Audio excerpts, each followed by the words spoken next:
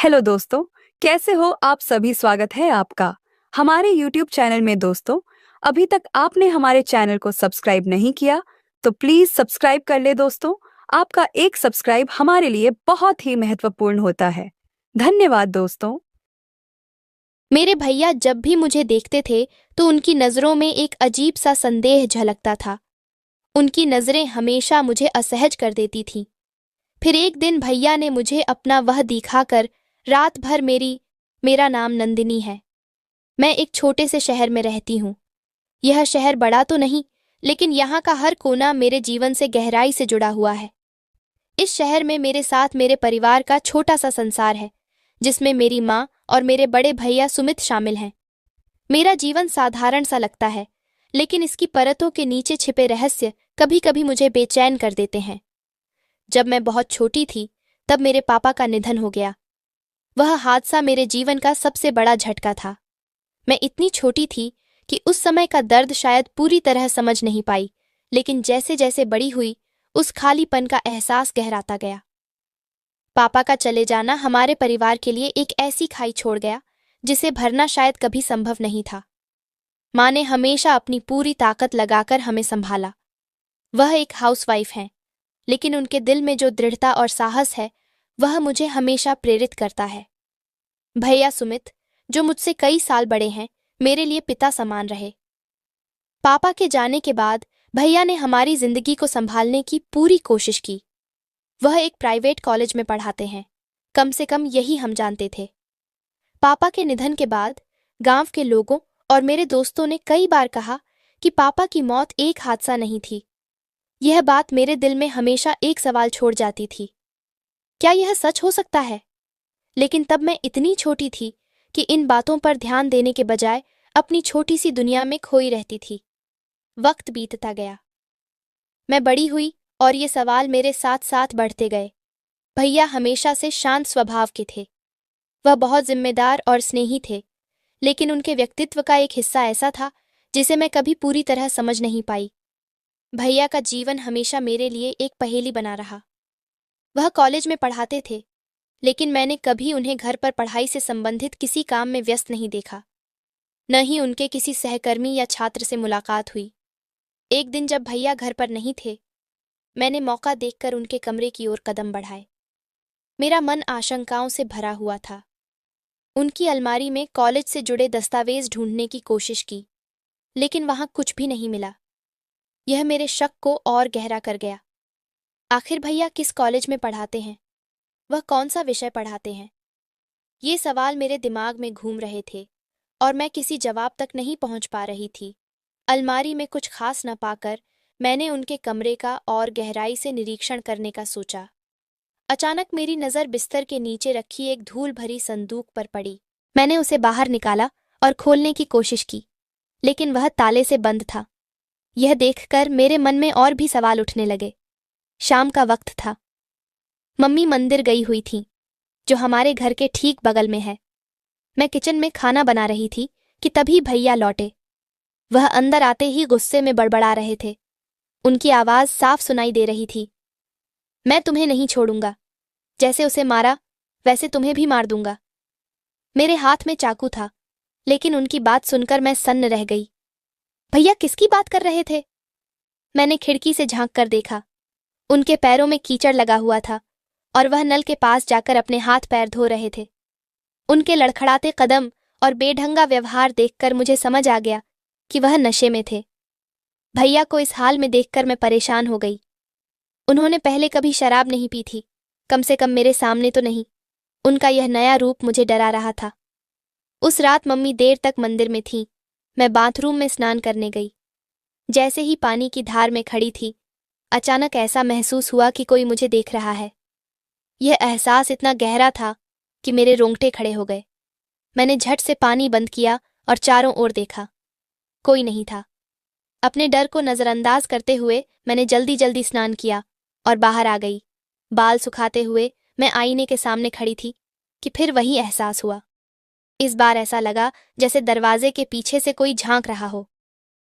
मेरा दिल जोर जोर से धड़कने लगा। मैंने डर के बावजूद हिम्मत जुटाई और दरवाजे की ओर बढ़ी। दरवाज़ा खोलने पर वहां कोई नहीं था, लेकिन मुझे पता था कि यह मेरा वहम नहीं हो सकता। डर और बेचैनी के बीच मैंने मम्मी को आवाज़ लगाई। 3-4 बार पुकारने के बाद भी कोई जवाब नहीं आया। घबराकर मैं उनके कमरे में गई। मम्मी अपने बिस्तर पर गहरी नींद में सो रही थीं। उन्हें हल्के से झकझोरते हुए मैंने पूछा, मम्मी, मैं आपको कब से बुला रही हूँ, आपने सुना क्यों नहीं?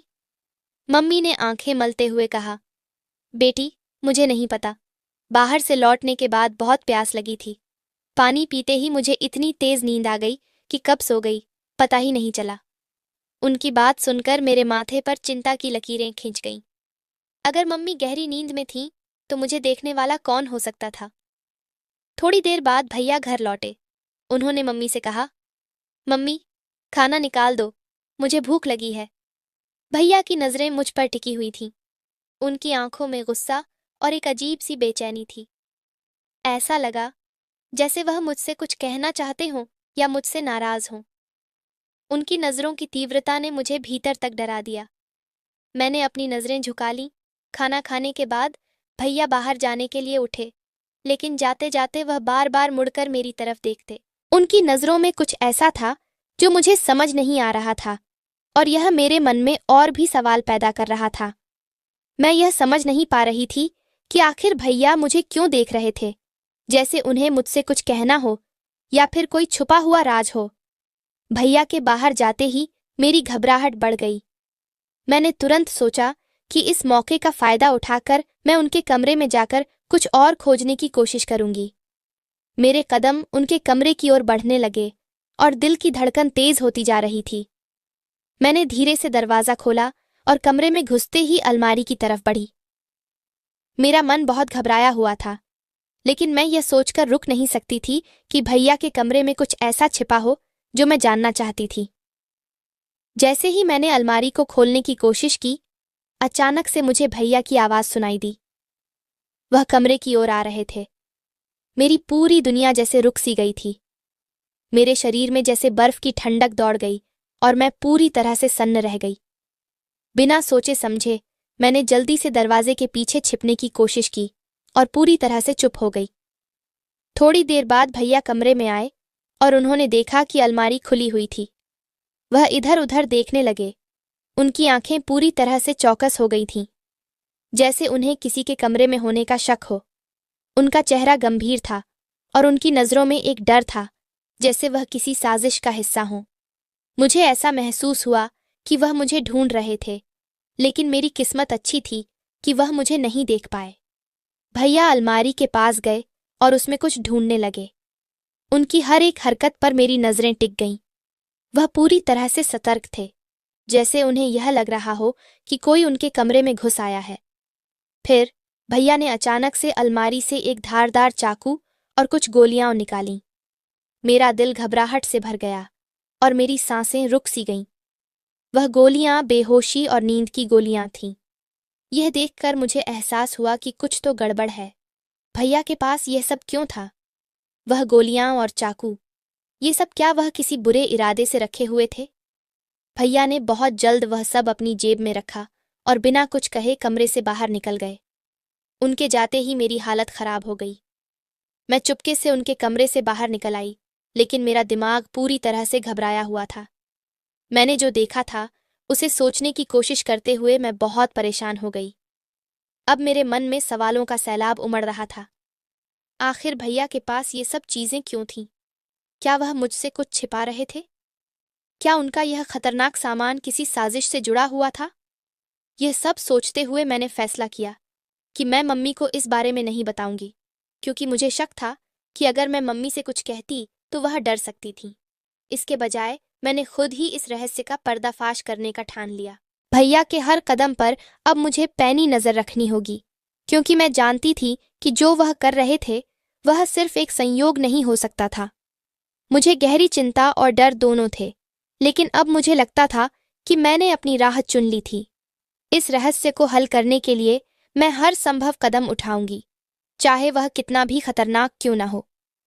अगले दिन जब मैं बाथरूम में नहा रही थी तो मुझे लगा कि कोई मुझे देख रहा है। जैसे ही मैं बाहर निकली, वह गायब हो गया। फिर जब मैं अपने कमरे में बाल सुखा रही थी, मुझे फिर वही एहसास हुआ कि कोई मुझे चुपके से देख रहा है। अब मुझे शक होने लगा कि कहीं भैया ही तो मुझे नहीं देख रहे, और भैया ने अपने कमरे में किसी को भी जाने से मना क्यों कर रखा था। आखिर ऐसा क्या था उनके कमरे में और उनकी अलमारी में। फिर एक दिन मैंने मौका देखकर भैया के कमरे में जाने का फैसला किया।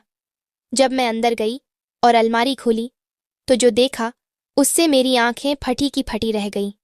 भैया की अलमारी में एक लाल साड़ी, एक धारदार चाकू सिंदूर की डिब्बी, कुछ चूड़ियां और पंडित जी के कपड़े रखे थे। वहां पर भैया के कॉलेज के कोई भी दस्तावेज नहीं थे, न ही कोई किताब। यह सब देखकर मैं हैरान रह गई, लेकिन मैंने यह सब मम्मी को न बताने का फैसला किया। एक दिन शाम का वक्त था। मम्मी बगल वाले घर में गई हुई थी और मैं मंदिर गई हुई थी। मैंने अपनी चप्पलें मंदिर के बाहर उतारी और पूजा की सामग्री लेकर मंदिर के अंदर चली गई। जब मैं पूजा करके लौट रही थी, तभी अचानक किसी ने मेरे मुंह पर कपड़ा डाल दिया और मैं बेहोश हो गई। जब मेरी आंख खुली तो मैंने देखा कि मम्मी मेरे सामने बैठी थी और मेरे कपड़े गंदे हो चुके थे, उन पर मिट्टी लगी थी। मुझे नीचे बहुत दर्द हो रहा था और मैं ठीक से ना बैठ पा रही थी, नहीं चल पा रही थी। मैं खुद को देखकर चीख चीख कर रो रही थी, लेकिन समझ नहीं पा रही थी कि मेरे साथ क्या हुआ है। मंदिर से थोड़ा दूर चलने के बाद किसी ने मुझे पीछे से जोर से पकड़ा और मेरे मुंह पर रुमाल रख दिया। इसके बाद मुझे कुछ भी याद नहीं है कि मेरे साथ क्या हुआ। मेरे मन और दिमाग में एक बड़ा संघर्ष चल रहा था कि यह सब किसने किया होगा। मैं जैसे सदमे में चली गई थी। मैंने सबसे बात करना बंद कर दिया और बस अपने ही ख्यालों में खोई रहती। बार बार वो पल मेरी आंखों के सामने आ रहा था जब किसी ने मुझे पीछे से पकड़ा था और उसके बाद का सब कुछ अंधकार में था। मैं जिंदा तो थी, लेकिन जैसे मेरी आत्मा ही मर चुकी थी। मेरा दिल हर वक्त उसी क्षण को याद कर रहा था जब किसी ने मुझे पकड़ा था। एक बात जो मुझे याद आई, उससे थोड़ा सुकून मिला।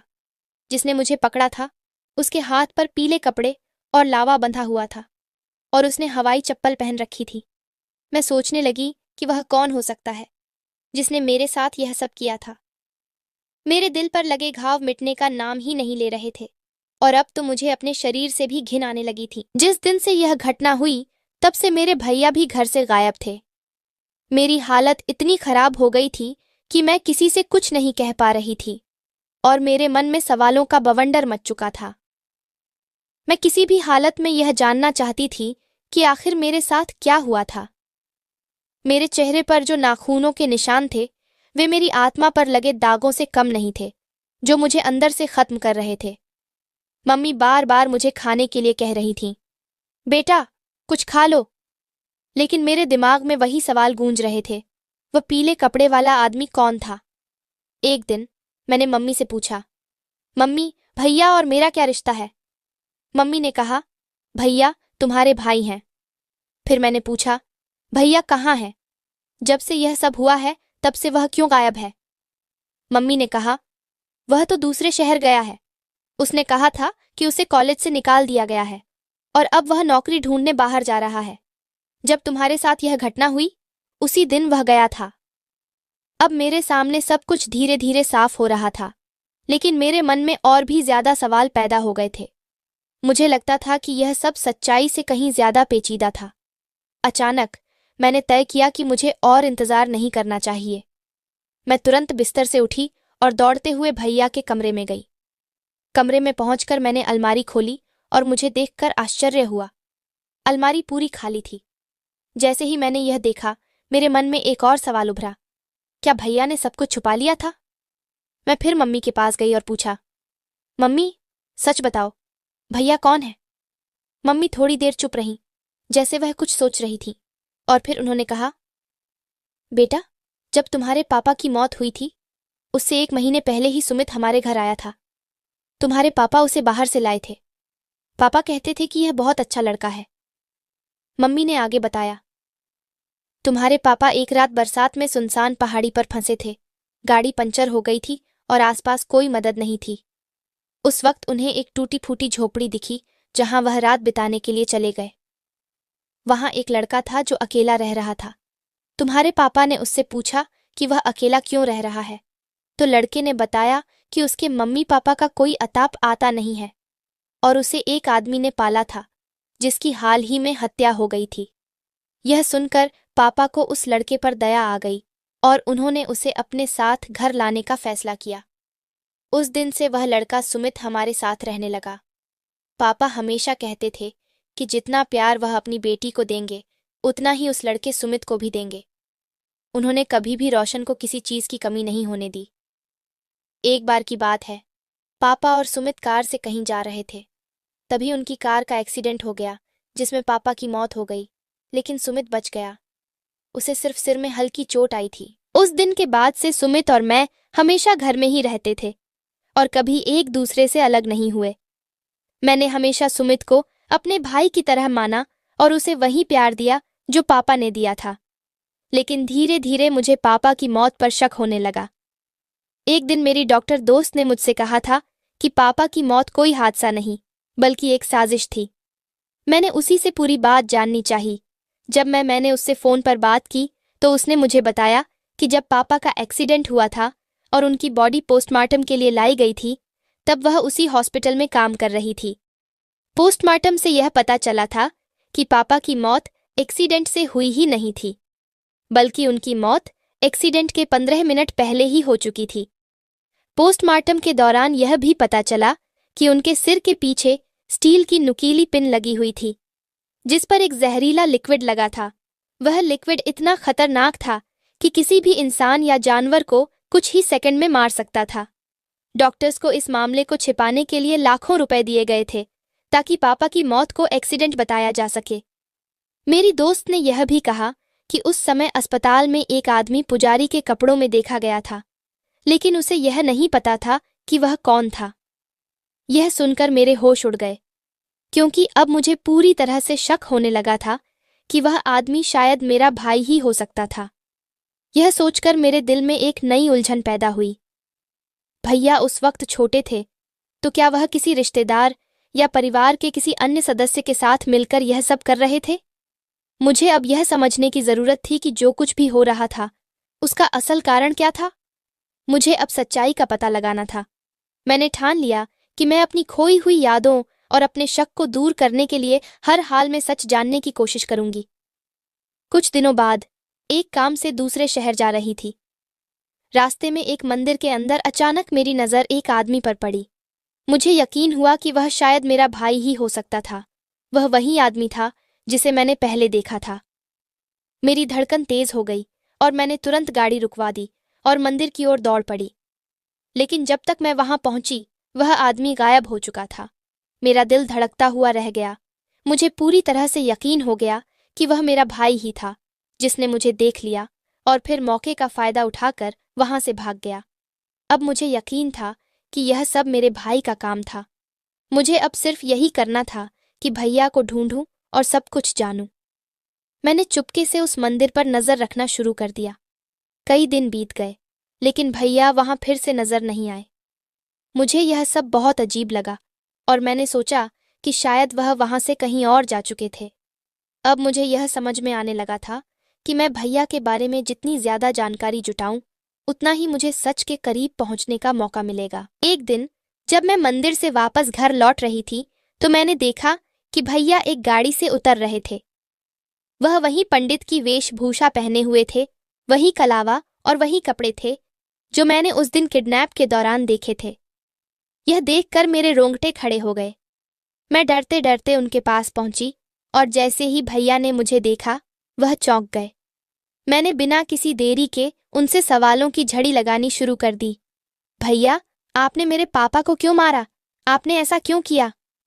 मेरे सवाल सुनते ही भैया ने तुरंत मुझे चुप कराने की कोशिश की और मुझे किनारे ले जाकर अपने साथियों को बुलाया। उन सभी ने पंडित के भेष में अपनी पहचान छिपाई थी और उनके हाथों में कलावा बंधा हुआ था। सभी ने मुझे पकड़ लिया और मुझे एक कमरे में बंद कर दिया। उन्होंने मेरे मुंह पर टेप चिपका दिया ताकि मैं चिल्ला न सकूं। करीब 3 घंटे तक मैं चिल्लाती रही लेकिन कोई भी मुझे नहीं सुन रहा था। मैं जितना भी जोर से चिल्लाती उतना ही मुझे अंदर घुटन महसूस हो रही थी। इस दौरान मेरे मन में कई सवालों का बवंडर मच रहा था। आखिर भैया ने ऐसा क्यों किया? क्या मैं किसी खौफनाक सच का सामना करने वाली थी? थोड़ी देर बाद दरवाजा खुला और भैया अंदर आए। उन्होंने देखा कि मैं चुप चुप सी बैठी थी। मेरी आंखों में आंसू थे और चेहरा डर और अनिश्चितता से भरा हुआ था। जैसे ही भैया ने मुझे देखा, मैं फिर से चिल्लाने लगी, भैया, आपने यह सब क्यों किया? आपने मेरे साथ ऐसा क्यों किया? मैंने आपको हमेशा अपने आदर्श के रूप में देखा, लेकिन अब आप वही इंसान बन गए हैं जो कभी हमसे बहुत दूर थे। भैया ने जल्दी से मेरी मुंह बंद करने के लिए मेरा हाथ पकड़ा और धीरे से मुझे किनारे ले गए। फिर उन्होंने मुझे कहा, नंदिनी, शांत हो जा। मैं जानता हूं तू जो सुनने जा रही है वह तुझे कभी नहीं समझेगी, लेकिन मुझे यह कहना जरूरी है।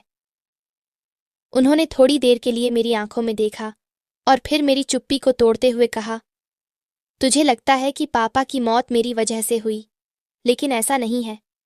पापा सिर्फ तुझे नहीं, मुझे भी अपने बेटे जैसा मानते थे। वह मेरे लिए भगवान से कम नहीं थे। उन्होंने मुझे कचरे से उठाया, मुझे एक घर दिया, तुझ जैसी बहन दी और मुझे माँ का प्यार भी दिया। जो वह मेरे लिए थे, मैं उनके लिए वही बनना चाहता था जो वह मेरे लिए थे।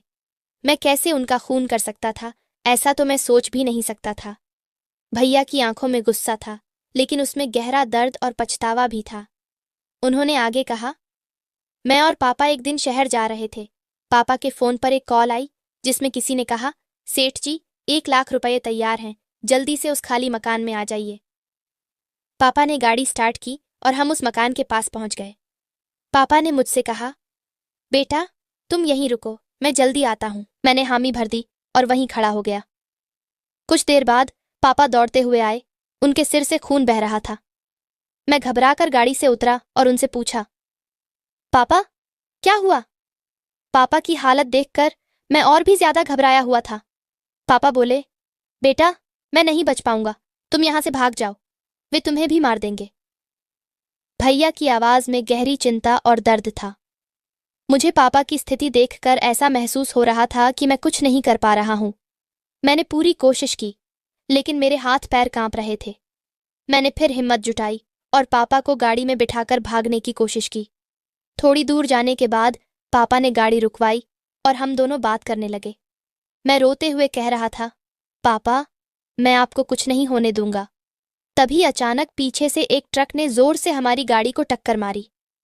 हमारी गाड़ी एक पेड़ से जा टकराई, लेकिन पेड़ से टकराने से पहले ही पापा इस दुनिया से जा चुके थे। गाड़ी के टकराने से मेरे सर पर चोट लगी और मैं बेहोश हो गया। जब मुझे होश आया तो मैंने देखा कि वहां पुलिस और एम्बुलेंस मौजूद थी। मेरे माथे पर पट्टी बंधी थी और मैंने देखा कि पापा को स्ट्रेचर पर ले जाया जा रहा था। उस दिन मैंने कसम खाई कि मैं पापा की मौत का बदला जरूर लूंगा। मैंने एक चाकू सिंदूर और एक लाल साड़ी मंगवाई। उसी लाल साड़ी में चाकू बांधकर मैंने पापा के कातिल से बदला लिया। अब मुझे सिर्फ तेरा बदला लेना बाकी था। जब तेरे साथ वो हादसा हुआ था, तू बेहोश थी। तुझे उस हालत में देखकर मेरा दिल टूट गया और मैंने प्रण किया कि जब तक तेरा बदला नहीं लूंगा, घर वापस नहीं जाऊंगा। भैया की बातें सुनकर मेरी आंखों से आंसू बहने लगे और मैंने उन्हें गले से लगा लिया। मैं रो रही थी और भैया मुझे दिलासा दे रहे थे, पगली, मैं तेरा भाई हूं। जिसने भी तुझसे गलत किया है, मैं उससे एक एक चीज का हिसाब लूंगा। भैया ने मुझे गले से लगाया और हम दोनों बाहर आ गए। मुझे अब सुकून था कि भैया मुझसे बहुत प्यार करते हैं। भैया अब मंदिर में ही रहने लगे और सही समय का इंतजार करने लगे। मैं चुपचाप घर आई और मम्मी को सब कुछ बता दिया। यह सुनकर मम्मी की आंखों में आंसू आ गए, लेकिन मैं खुश थी क्योंकि मेरे सारे दुख अब दूर हो गए थे। भैया निर्दोष थे। अगले दिन जब मैं बाथरूम में स्नान कर रही थी तो अचानक मुझे एक अजीब सी अनुभूति हुई, जैसे कोई मुझे देख रहा हो। यह एक डरावनी भावना थी, जैसे कोई मुझे छिपकर निहार रहा हो। मैं तुरंत बाथरूम से बाहर आई और चिल्लाकर पूछा, कौन है? मैंने ध्यान से देखा कि बाथरूम का दरवाजा हल्का हिल रहा था, लेकिन भीतर कोई नहीं था। दिल में एक शंका और डर का मिश्रण था और मुझे यह एहसास हुआ कि जो मुझे नहाते वक्त देखता था वह कोई और था। यह निश्चित रूप से एक इत्तेफाक नहीं हो सकता था, बल्कि एक साजिश थी। यह घटना मेरे लिए एक चेतावनी की तरह थी और मैंने तुरंत भैया को फोन करके पूरी बात बता दी। भैया ने मेरी बात पूरी तरह सुनी और समझा। वह जान गए कि कुछ बड़ा घटित होने वाला है और हमें सच का पता लगाना जरूरी है। अगले दिन भैया मंदिर से वापस आए और हम दोनों ने मिलकर एक योजना बनाई। भैया ने मुझे समझाया कि हमें इस किडनैपर को पूरी तरह से पकड़ने के लिए एक रणनीति अपनानी होगी।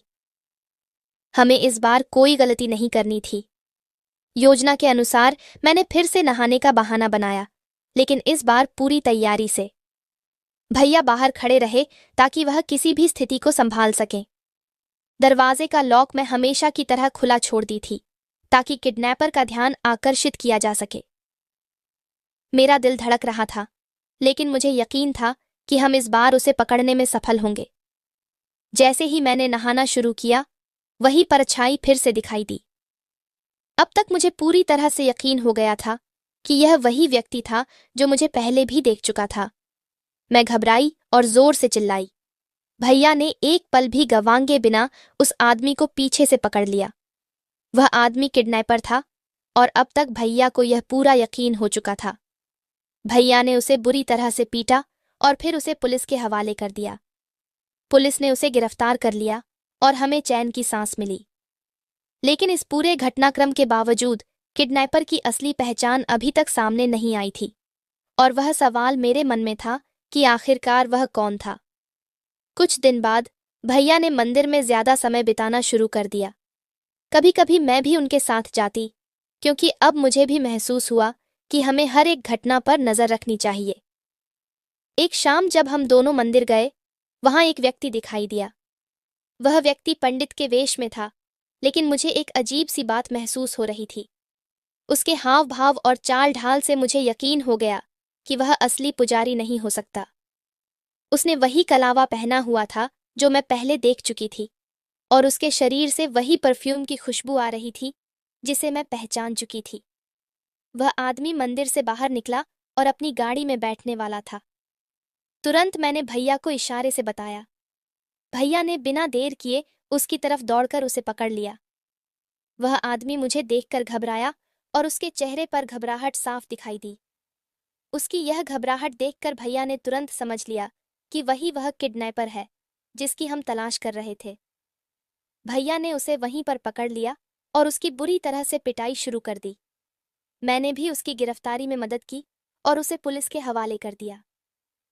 अब हमें पूरा यकीन हो गया था कि किडनैपर वही आदमी था और उसकी सजा अब निश्चित थी। उसे गिरफ्तार कर लिया गया और अब उसका गुनाह उसे भुगतना ही था। इस सब के बाद हमें दिल से राहत मिली, क्योंकि हम अंततः सच्चाई तक पहुंच चुके थे। भैया और मैंने अपने जीवन की कठिन यात्रा को इस विजय के साथ पूरा किया और अब हम दोनों एक दूसरे के लिए और भी मजबूत हो गए थे। भैया का प्यार और समर्थन मेरे लिए हमेशा अनमोल रहेगा और मुझे यकीन था कि अब कोई भी ताकत हमें अलग नहीं कर सकती। दोस्तों, आपको यह कहानी कैसी लगी? कमेंट में ज़रूर बताएं, और अगर कहानी पसंद आई हो तो वीडियो को लाइक करें और चैनल को सब्सक्राइब करके बेल आइकन को ऑल पर सेट कर लें ताकि आने वाली वीडियो सबसे पहले आपको मिले। धन्यवाद।